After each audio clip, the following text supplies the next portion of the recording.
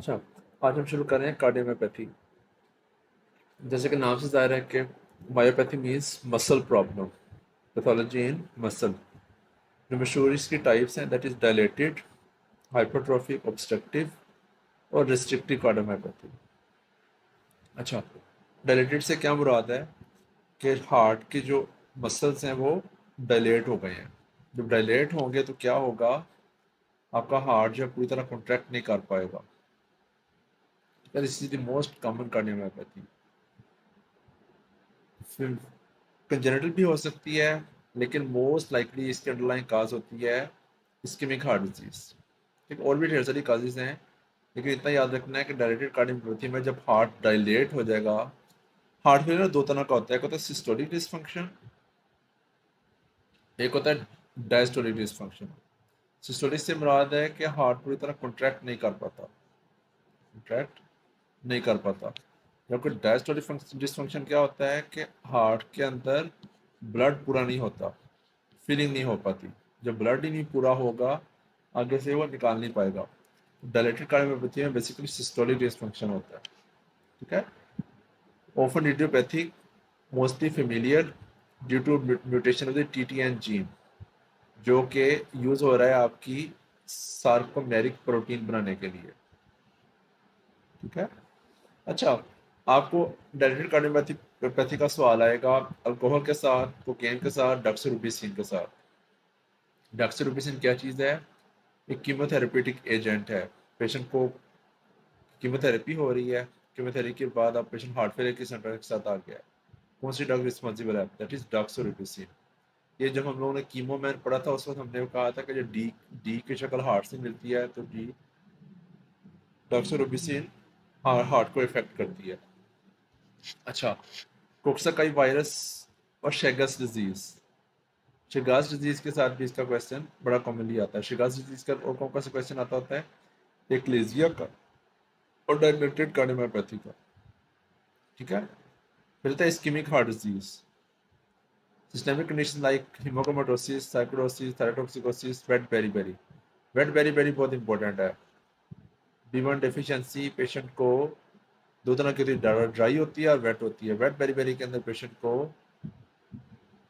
Dilated cardiomyopathy हो जाती है। हमें फाइंडिंग्स क्या मिलेंगी? Features of heart failure. Features of heart failure क्या क्या होते हैं?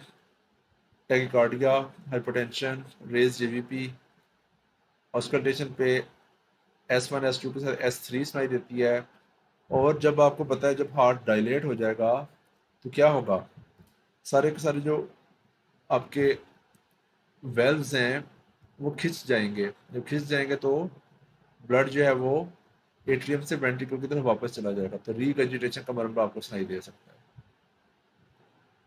ठीक है, इसको हम फंक्शनल रीवेजिटेशन कहते हैं। अच्छा, एको पे आपको डायलेटेड हार्ट मिलेगा, एक्सरे पे आपको increase size of the heart मिलेगा। मैनेजमेंट वही होती है जो आप पेशेंट को हार्ट फेलियर में यूजली देते हैं, लाइक उसको कहते हैं नमक नहीं खाना, ACE inhibitors, beta blockers, diuretics, mineralocorticoid receptor blockers like spironolactone, digoxin, intracardiac defibrillator और हार्ट ट्रांसप्लांटेशन। ठीक है, ये सारे तकरीबन जो हार्ट फेलियर होते हैं उनके अंदर यही मेडिसिन दे रहे होते हैं। ACE inhibitor, beta blocker, diuretics, spironolactone, digoxin और एंड पे हम लोग आईसीडी और हार्ट ट्रांसप्लांट करते हैं। अच्छा,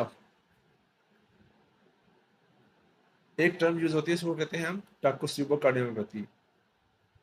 इसका दूसरा नाम है ब्रोकन हार्ट सिंड्रोम। बेसिकली यह क्या होता है कि जब पेशेंट कोई ऐसी खबर सुनता है जो कि बहुत ज़्यादा स्ट्रेसफुल हो, तो क्या होगा, एकदम जो है बहुत ज़्यादा एपिनेफ्रीन और नॉर एपिनेफ्रीन रिलीज होती है, एकदम सिंपैथेटिक स्टिमुलेशन होती है। उससे क्या होता है कि दिल की धड़कन एकदम बहुत ज़्यादा तेज़ होती है, वेंट्रिकल एपिकल बलूनिंग हो जाती है। ठीक है, वेंट्रिकल जो है वो डायलेट हो जाते हैं। इसको हम कहते हैं टाकोस्यूबो कार्डियोमैयोपैथी। ये आप लोगों को क्वेश्चन आएगा कि पेशेंट है उसके कारोबार में बहुत ज़्यादा लॉस हो गया है, या उसकी किसी प्रीवियस जिसकी डेथ हो गई है और वो एकदम हार्ट फेलियर के अंदर चला गया, तो that is takotsubo in broken heart syndrome. आप लोगों ने अक्सर मूवीज़ में, ड्रामों में भी देखा होगा, कोई बुरी खबर सुनते हैं तो वो दिल पे हाथ रख लेते हैं। तो MI भी हो सकता है, लेकिन टाकोसिबो कार्डियोमायोपैथी ये एक नई टाइप है। इसके अंदर बेसिकली डायलेटेड कार्डियोमायोपैथी होती है। क्यों होती है कि आपका जो हार्ट है वो डायलेट, उसकी एपिकल बलूनिंग हो गई है।